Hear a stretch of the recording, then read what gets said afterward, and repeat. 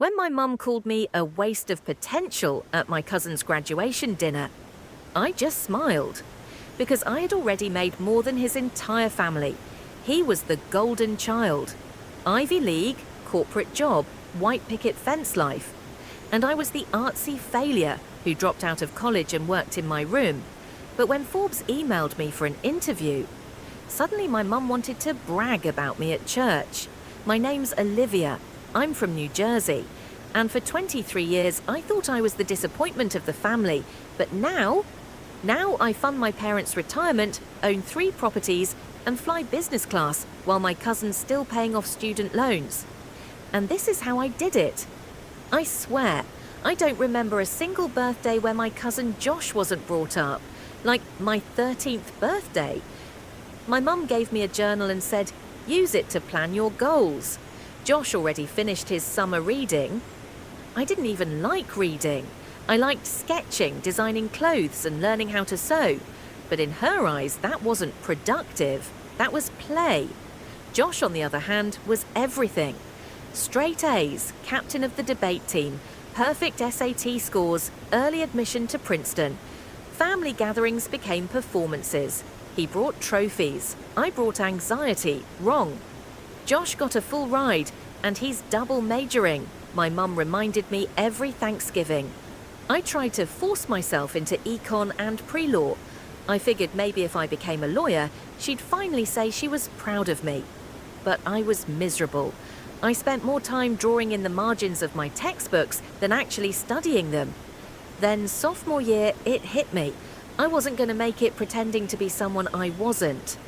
So I dropped out. My mum didn't speak to me for 3 weeks. When she finally did, all she said was, Josh just got accepted into a summer internship at Goldman Sachs. Cool, Mum. I just maxed out my credit card trying to build a fashion brand in our basement. No joke. I went 2 weeks eating instant ramen because I spent every dime on sewing machines and fabric. I watched YouTube tutorials like my life depended on it. I followed designers on TikTok. I studied e-commerce and branding like it was an Ivy League degree.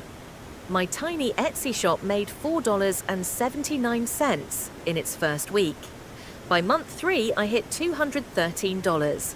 By month 5, I launched my own Shopify store and made $1,982 in a week from a viral TikTok showing my hoodie designs.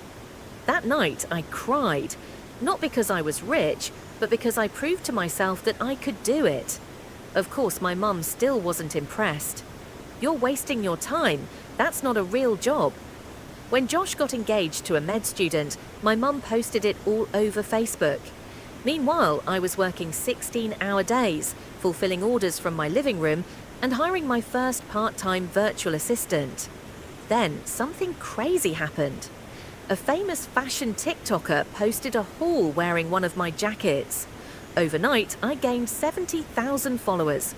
My store sold out in 36 hours. I made $21,000 that month. 3 months later, I reinvested and got featured in a digital fashion showcase, which ended up putting one of my designs on a rotating billboard in Times Square. I sent my mum a picture. She responded, "That's cute. Did you see Josh's engagement photos?" Erster was done. After the Times Square billboard moment, I stopped trying to impress anyone, especially my mum. She clearly wasn't going to give me the validation I wanted, so I pivoted all that energy into my business. I hired a brand strategist, I streamlined my operations, and I launched a limited edition drop that sold out in 12 minutes. I wasn't posting about my wins. I wasn't telling anyone in the family what I was doing. So, to them, I was probably still the arts and crafts dropout. Meanwhile, I was pulling in 6 figures a month. That Thanksgiving was awkward. Josh showed up late, no fiancé.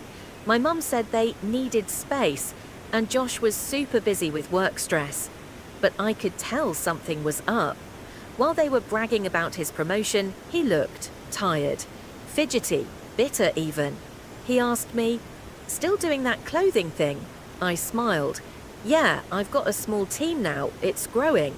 He nodded, then muttered, "Must be nice to actually enjoy what you do." That caught me off guard. Josh, the golden boy, envious of me? I was 26 when it happened. My assistant messaged me, "We just crossed $1 million in total revenue for the year." I stared at my laptop for 5 whole minutes. I had gone from eating ramen with zero support to $1 million brand. And my mum still didn't know.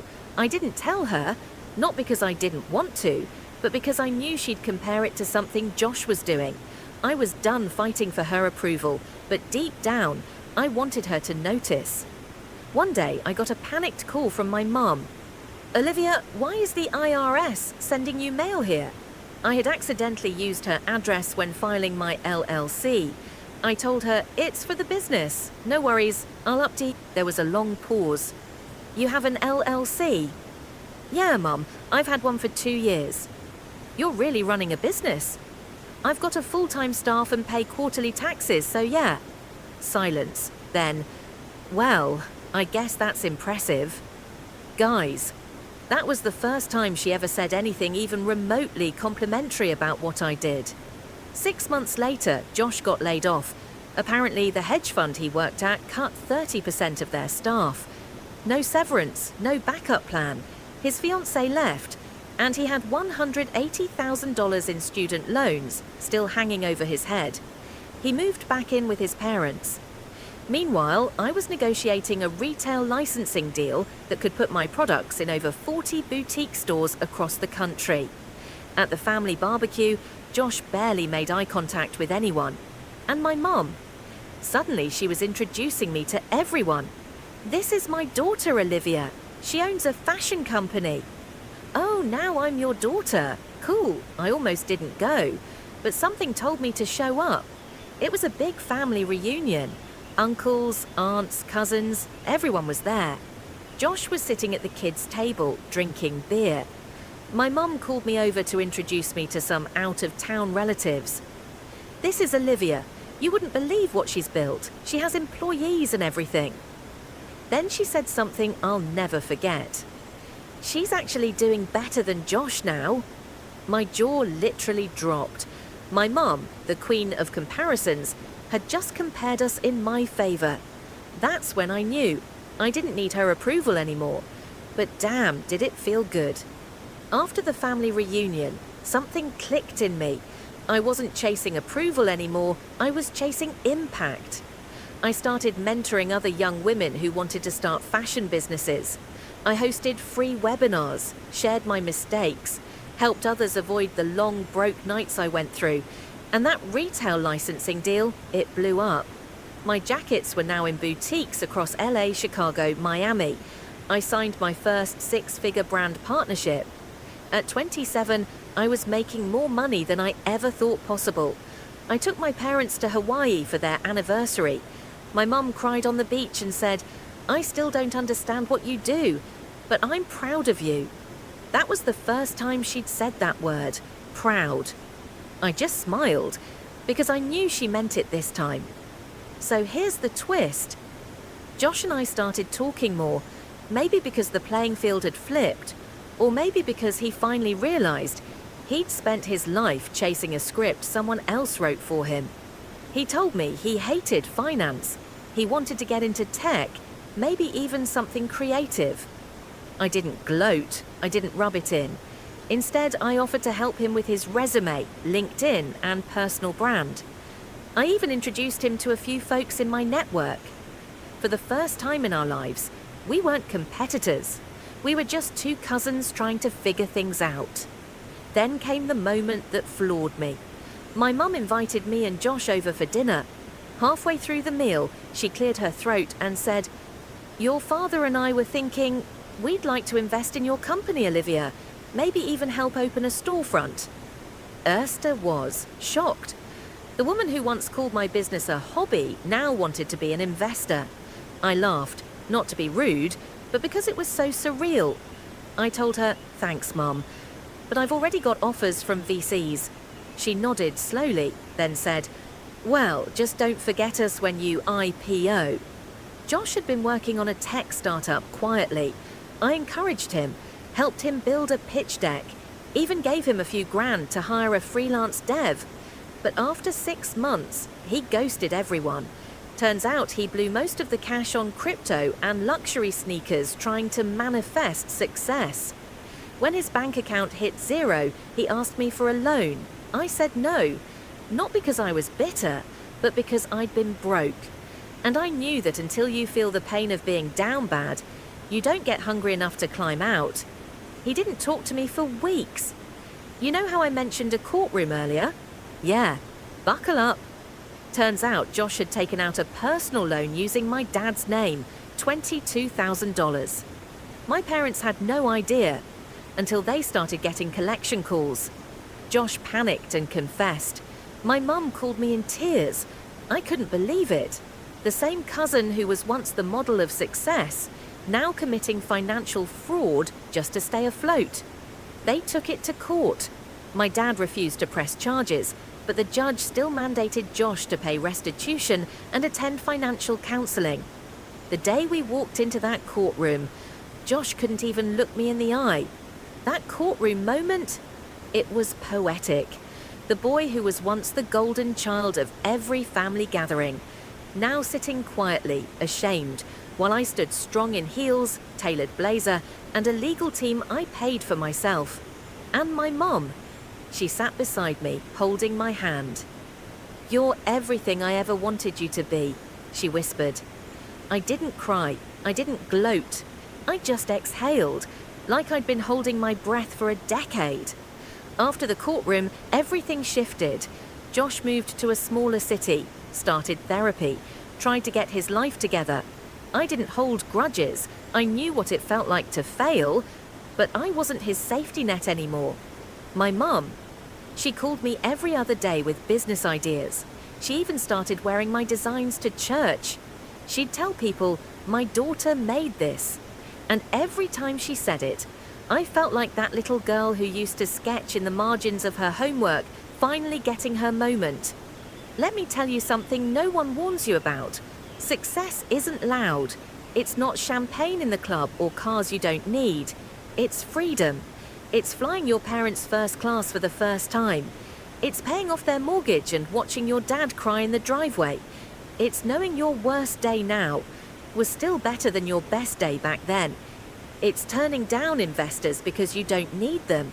It's hiring women who remind you of your younger self and telling them you don't need a backup plan if your plan A is built right.